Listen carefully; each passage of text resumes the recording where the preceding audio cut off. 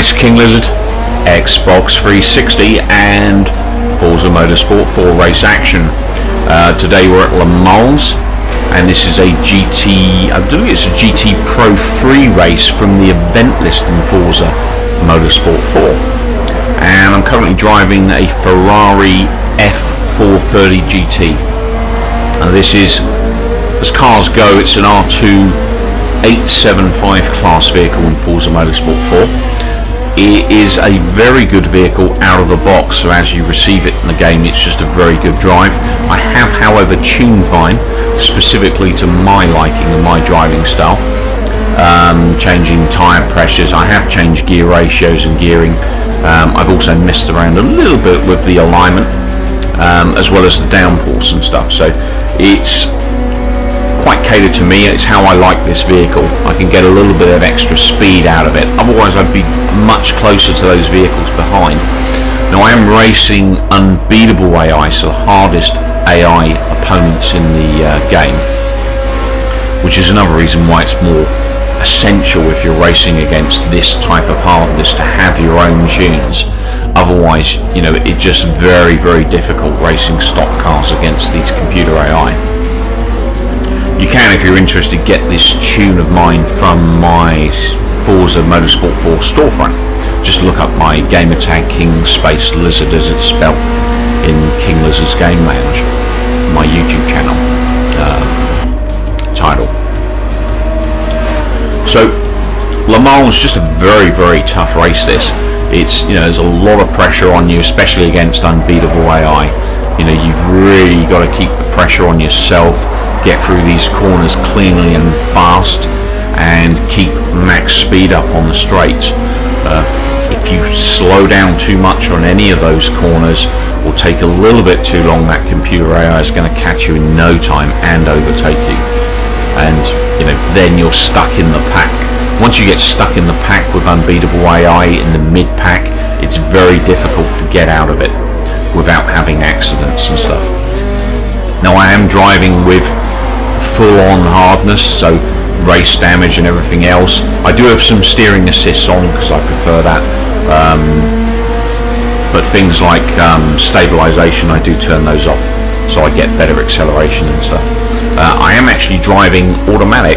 I can drive manual, I just prefer to drive automatic, purely because I just find it easier these days.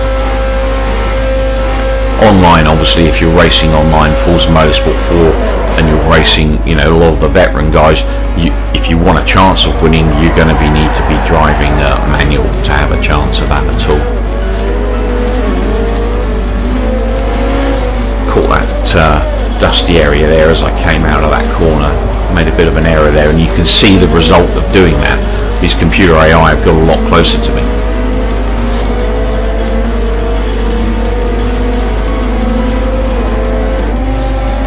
Now, in the day when this game was first released, I mean, me and the guys I used to race with, as well as other people online, you know, we were doing, well, I think the most we ever did on Le Mans was a 50-lap race. I mean, it took hours, and it took a lot of concentration and stuff, you know, to keep the race going and stuff.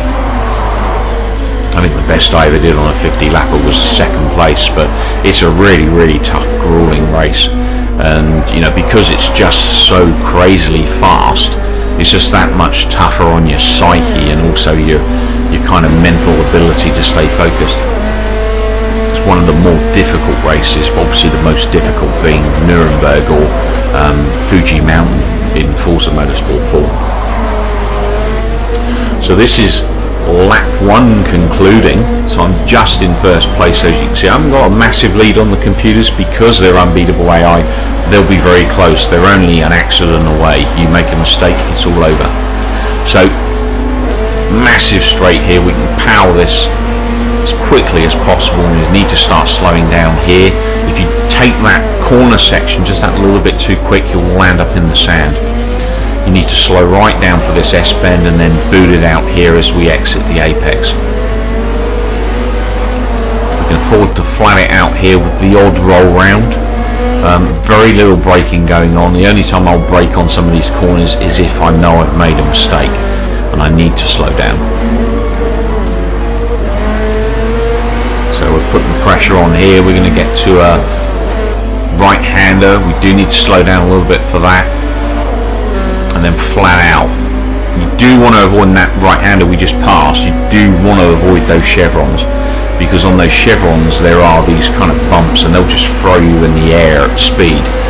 It's one of the most common mistakes on this Le Mans track, and one of the most amusing places you'll see accidents and stuff. So on the massive straight here,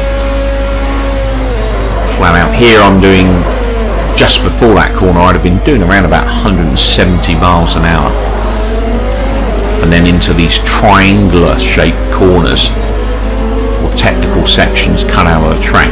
Another common mistake on this circuit is people kind of plough into those corners because they forget it's the newer version of Le Mans as opposed to the older version, which was a straight run all the way through with none of these cut out corners.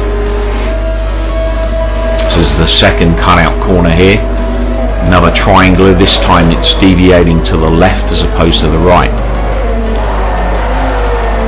Really pushing to get out of there. I did lose some speed there because of that bit of traction loss, made me skid out there. But because it's such a good car, you're able to control it pretty easily. Now obviously there are lots of different flavours of this F430 GT in Forza Motorsport 4, as well as Forza Motorsport 3 and Forza Motorsport 2. They basically, put a whole bunch of these cars in, and then quite a lot of the higher class R2, 875 series cars, you'll see the same car with a different, livery. I think there's a Hancock livery, there's some other liveries as well. But out of the R2, 875 class cars, all of those cars in that series are just very drivable cars out of the box. You don't need to do much in the way to them. These sections here, flat out, and then just roll it round. This is a nasty corner turning up. You do need to slow right down for this. I normally slow down too much, as I did there.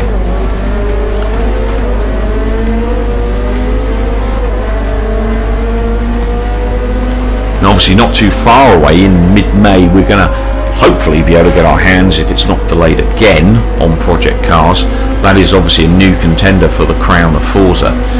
Be interesting to see what that plays like when it comes out. I will be featuring the Project Cars game very heavily on King Liz's Game Lounge when that's released. I've been dying to get my hands on that game for a long time.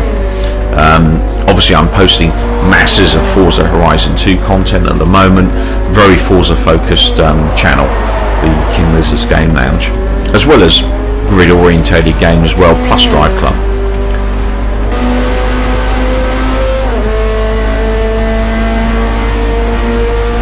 Now I think the other new sort of racing game out soon is Ride. That's the motorbike race game. That's been put back again as well, so be interested to see when that comes out. But it's race over, so first place, take care, remember to rate and subscribe.